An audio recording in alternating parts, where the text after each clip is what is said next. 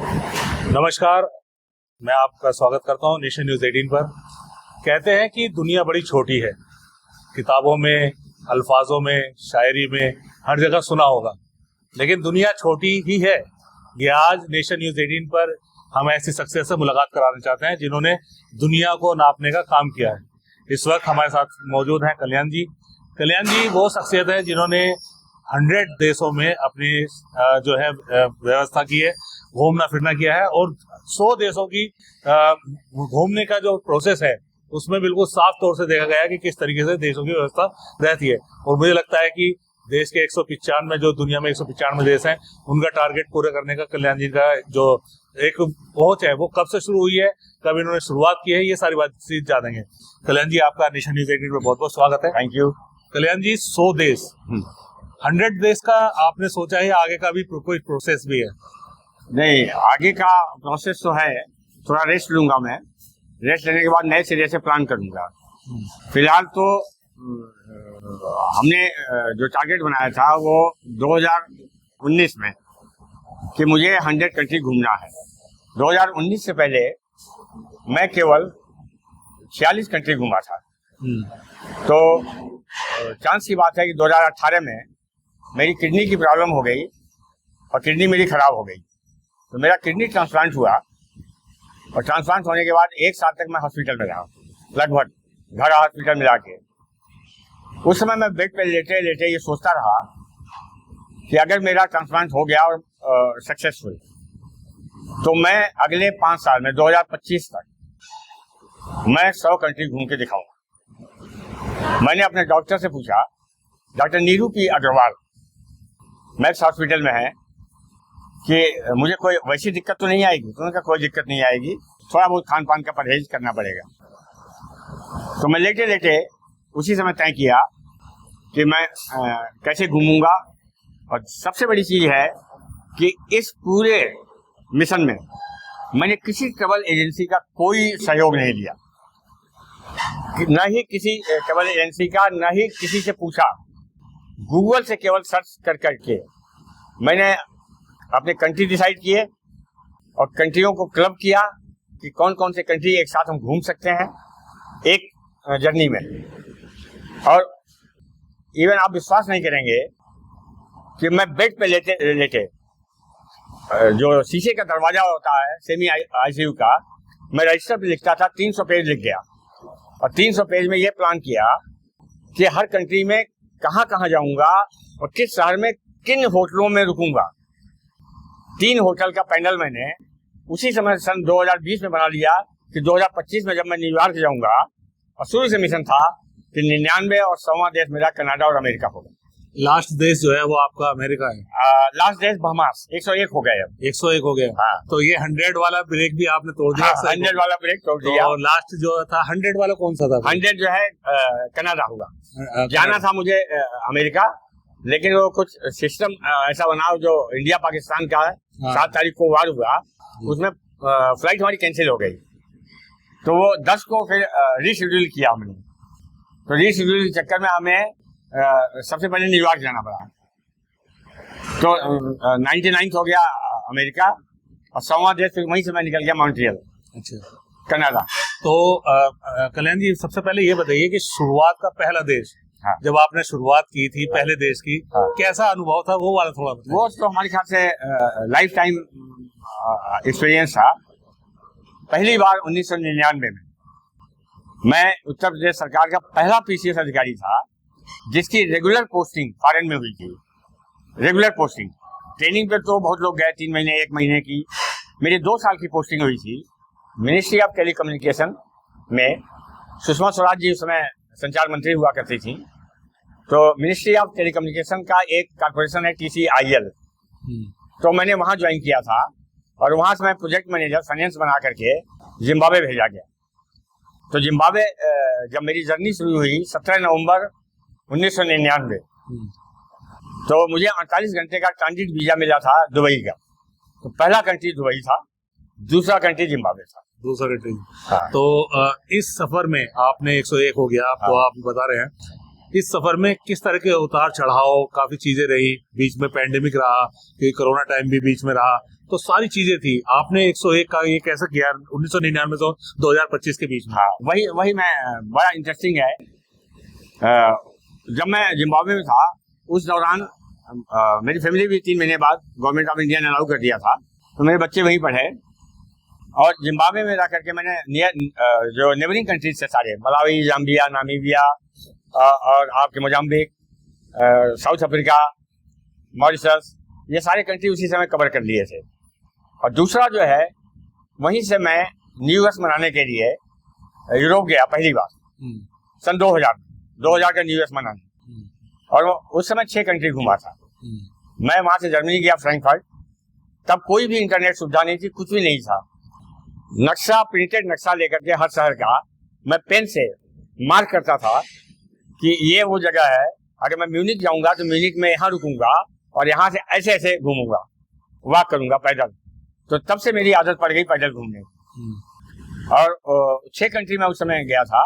वहां से हॉलैंड गया, हॉलैंड से बेल्जियम, बेल्जियम से फ्रांस, फ्रांस से मैं गया जिनेवा, ज्यूरिच, और वहां से गया मैं वेनिस, इटली, और वहां से म्यूनिक होते हुए मैं वापस गया था। 6 कंट्री मेरे हुए थे उस समय। अच्छा, आपने एक बहुत बड़ी बात बताई है कि आजकल अगर देश विदेश घूमना हो तो लोग सबसे पहले ट्रेवल्स एजेंसी को रीच करते हैं। तो आपने क्यों इस चीज को दरकिनार किया, थोड़ा इस बारे में बताइए। हाँ, 2 चीज। सबसे बड़ा कंस्ट्रेंट होता है मनी का, और दूसरा जिज्ञासा। ट्रैवल एजेंट जो भी टूर आपको पैकेज देता है वो बिल्कुल रेडीमेड होता है, रोबोट की तरह आपको घुमाता है वो। आपको शाम को 6 बजे उनकी जो आप देखेंगे टूर प्लान, तो सब में आप देखेंगे कि वो शाम को आपको डिनर करा के 7 बजे यूरोप में जनरली 9 बजे सूर्यास्त होता है, 7 बजे खिली दोपहरी में आपको डिनर करा दे, कैसा लगेगा? डिनर करा के वो आपको सीधे चेक इन कराता है होटल में, और अर्ली इन द मॉर्निंग कहेगा ब्रेकफास्ट लीजिए और अपना सामान बांधिए और हमारी बस में बैठ जाइए। तो इतना हेक्टिक कर देते हैं कि आदमी घूमता कम है, परेशान ज्यादा हो जाता है। एक तो ये था, और दूसरा मनी कंस्ट्रेंट। अभी जस्ट की बात है, साउथ कोरिया, जापान और ताइवान, ये 3 कंट्री मैं पिछले अप्रैल में गया था। 23 दिन का मेरा टूर था, और उस 23 दिन के टूर में मैं और पत्नी जी 10 लाख रुपए में कंप्लीट 4 स्टार पैकेज में घूम के आए, सेल्फ प्लानिंग से। मेरे अभी दोस्त केवल जापान गए, मात्र 11 दिन का टूर, और उन्होंने 5.5 दिन 11 लाख का पैकेज दिया। ये तो बड़ा डिफरेंस हो गया। बहुत डिफरेंस है, बहुत ज्यादा डिफरेंस है। तो जिस तरीके से आप 101 देश का बता रहे हैं, तो अब इसमें आपको सबसे ज्यादा माना जाए कि जहाँ सबसे ज्यादा मजा बहुत आया और बहुत अच्छा लगा, वो एक देश का नाम बताएंगे। सिर्फ एक देश का अगर पूछेंगे तो वो है आइसलैंड।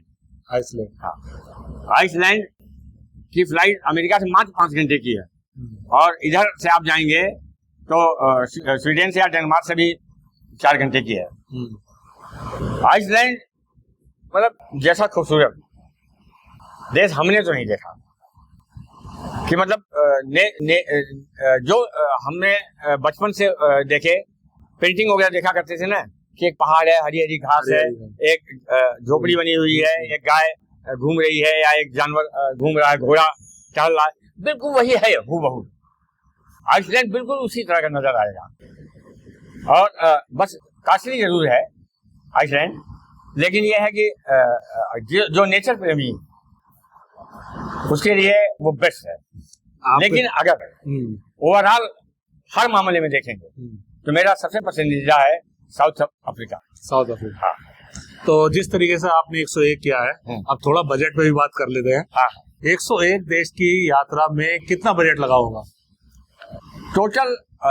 देखिए, सबसे महंगा टूर तो यही था मेरा। ये टूर मेरा लगभग 25 लाख का था, और मुझे कोई छिपाने की जरूरत नहीं कि उस सब नंबर 1 का ट्रांजेक्शन है मेरे अकाउंट से। ये टूर मेरा सबसे महंगा टूर है। अदरवाइज कंट्री जैसे हैं, अजरबैजान चले जाइए, आप कजाकिस्तान, जितने भी स्थान हैं आसपास, मॉरिशस, वियतनाम, और ये मॉरिशस तो दूर पड़ जाता है, थाईलैंड वगैरह, ये आप आसानी से 2 आदमी हर कंट्री 80-90 हजार, 1 लाख के अंदर घूम सकते हैं। 80-90 हजार। 80-90 हजार, हाँ। तो आप ऐसे जोड़ लीजिए कि 60 कंट्री ऐसे हैं जो 1 लाख पर कंट्री मान लीजिए आप। और 40 अलग। और बाकी जो है फिर वेरी करते चले जाएंगे। Very good. हाँ, बढ़ते चले जाएंगे। तो अब आगे 101 हो गए। हाँ। अब आगे का क्या प्लान है कल्याण जी का? नहीं, आगे का प्लान जो घूमने का प्लान है वो तो मेरा दिसंबर के बाद अब वैकेशन प्लान है ज्यादा। वैकेशन प्लान में पहले तो मैं 1 साल के अंदर 3 देश रिपीट करूंगा जो मेरे गुड बुक में बेस्ट रहे हैं। और वो बहुत पहले गया था मैं, सन 2000 में, जैसे स्विट्जरलैंड में 25 साल पहले गया था। तो मैं उसको रिपीट करना चाहूंगा, घूमने के उद्देश्य से नहीं, वैकेशन के उद्देश्य से, कि मैं किसी शहर में एक फ्लैट किराए पर लेकर के 1 महीने के लिए गर्मियों में और जाके वहां रहूंगा। बच्चे, फैमिली, दोस्त कोई आना चाहें 2 बेडरूम का ले लूंगा। आइए आप भी 1 हफ्ते रुक जाइए, 4 दिन रुक जाइए। तो अब वैकेशन पे जाऊंगा, घूमना पर्पज नहीं रह जाएगा। उसके 1 साल के बाद फिर मैं रीप्लान में तो टारगेट है अभी 150। टारगेट है, मैं छोड़ूंगा नहीं। हाँ, कितना देश होगा टारगेट होगा? टारगेट कम से कम शुरू में तो 50 का ही बनाऊंगा, बाद में देखूंगा फिर। तो 150 होने के बाद फिर मुलाकात होगी आपसे। श्योर, 150 के बाद होगी। एक चीज और मैं बताना चाहूंगा, इस मिशन में सबसे ज्यादा जो परेशानी आई थी मुझे 2021 जो 2021 कोरोना का जो सेकेंड फेज आया था, मुझे उसमें घूमने का जुनून सवार था। पूरी दुनिया बंद थी टूरिज्म को लेकर के, केवल 2 देश पूरे वर्ल्ड में खुले हुए थे, वो थे बोस्निया और सर्बिया। तो मैंने मिसेस से कहा चलना है, तो उन्होंने कहा पागल रखे हैं क्या, बिना RT-PCR के निकल नहीं सकते हैं, अब पूरे दुनिया में कोरोना फैला हुआ, लोग मर रहे हैं, हमने कहा नहीं चलेंगे। तो बड़ी मुश्किल से उनको मैंने कन्विंस किया और हम लोग निकल गए। जो भी देख रहा है एयरपोर्ट वाला, कहाँ जा रहे हैं? बोस्निया का कोई रास्ता है क्या? हमने कहा नहीं, घूमने जा रहे हैं। ऊपर नीचे ऐसा क्या हो गया भैया, घूमने निकल गए आप, मौत से डर नहीं लगता? हमने कहा बिल्कुल लगता है, लेकिन मौत तो जब आनी होगी, लेकिन हमें जाना है। हम उस पीरियड में गए जिस पीरियड में हर सप्ताह RT-PCR कराना होता था। ये नहीं कि गए और आए तभी, हर सप्ताह। वो मैं 22 दिन का टूर, 7 दिन बोस्निया और 15 दिन सर्बिया। एक तो ये हाईलाइट रही। दूसरा, पहले फेज में जब जिस दिन मोदी जी ने बंद किया था कि लॉकडाउन हो गया, अब कल से कोई इंडिया में न फ्लाइट आएंगी और जाएंगी, मैं श्रीलंका में फंसा हुआ था। मुझे जाना था श्रीलंका से मालदीव, और मेरी लास्ट फ्लाइट थी, अंतिम फ्लाइट जो इंडिया की धरती पर लैंड की थी कोलंबो से। सारी फ्लाइटें कैंसिल हो गई, कुछ भी नहीं, बड़ी मुश्किल से एक फ्लाइट में बिजनेस क्लास में 2 टिकट मिला। हम यहाँ जब लैंड किए तो हमें क्वारंटीन में जाना पड़ा, नोएडा में 18 दिन में क्वारंटीन में भी हम लोग रहे। तो ये 2 जो मेरा जुनून था उस मिशन का, ये 2 हाईलाइट्स हैं ऐसे जो बहुत कम लोग हिम्मत कर पाते हैं। तो कल्याण जी, एक लास्ट सवाल ये है कि जिस तरीके से लोग सोचते हैं कि एक उम्र का पड़ाव आ जाता है, लोग अपनी जो इच्छाएं होते हैं उनको पूरी नहीं कर पाते, उन लोगों के लिए आपके लिए तरफ से जो डेडिकेशन है वो किस तरह से होनी चाहिए? देखिए, ऐसा है, रिटायरमेंट के बाद हमने जो देखा है, मेरे बैचमेट्स हैं, मेरे सीनियर्स भी हैं, शुरू में रिटायरमेंट का पैसा मिलता है तो एक जुनून विदेश जाने का, क्यों नौकरी में जा नहीं पाते हैं जो लोग, तो 2-3 देश घूम के आ जाएंगे, तुरंत जाएंगे, निकलेंगे और टूर पैकेज लिया और चले गए, घूम के चले आए। उसके बाद कुछ लोग धर्म कर्म में लग जाते हैं, कोई बुरी बात नहीं, आप धर्म कर्म कीजिए। कुछ लोग थोथली राजनीति जो चल रही है उसमें फंस के रह जाते हैं, कुछ लोग अपना पोता पोती खेलने में मस्त हो जाते हैं। लेकिन मैं थोड़ा अलग था। मैं 98 में पूरा इंडिया, 40 साल की उम्र में, 1958 मेरी पैदाइश है, 40 साल की उम्र में अरुणाचल प्रदेश, लक्षद्वीप को छोड़ करके मैंने पूरा इंडिया भ्रमण कर दिया था नौकरी में रहते हुए। तमाम मेरे बॉस नौकरी में जो हुए मोस्टली IAS ही थे, उनको सबसे ज्यादा मेरे काम से तो बहुत उनको प्रसन्नता होती थी, लेकिन उनको सबसे ज्यादा नाराजगी मुझसे ये थी कि वो जब तक मैं पोस्ट फैक्टो अप्रूवल लेता था, भेज दिया कि मैं छुट्टी पे जा रहा हूँ 7 दिन की, 8 दिन की, कृपया पोस्ट फैक्टो अप्रूवल दे दें। तो वो ये परेशान थे कि इस आदमी की मैं एक छुट्टी सैंक्शन करता हूँ, अगली आ जाती है। तो मैं मैनेज करता था, लेकिन काम में कहीं कोई शिकायत पूरी लाइफ में नहीं मिली, न कोई वार्निंग मिली, नहीं न ही कहीं बेदाग नौकरी किया है। तो इंसान को जो है अपनी इच्छाओं पे काबिज रखना चाहिए और चलना चाहिए। ठीक। तो ये थे हमारे साथ कल्याण जी, जिन्होंने बिल्कुल साफ तौर पर बताया कि उम्र का पड़ाव कुछ नहीं है। अगर जीने की इच्छा है और करने की कुछ चाहत है तो इंसान किसी भी उम्र में अपने इच्छाओं को पा सकता है। हैदर खान के साथ अफसर उल हक, नेशन न्यूज़ 18, गाजियाबाद।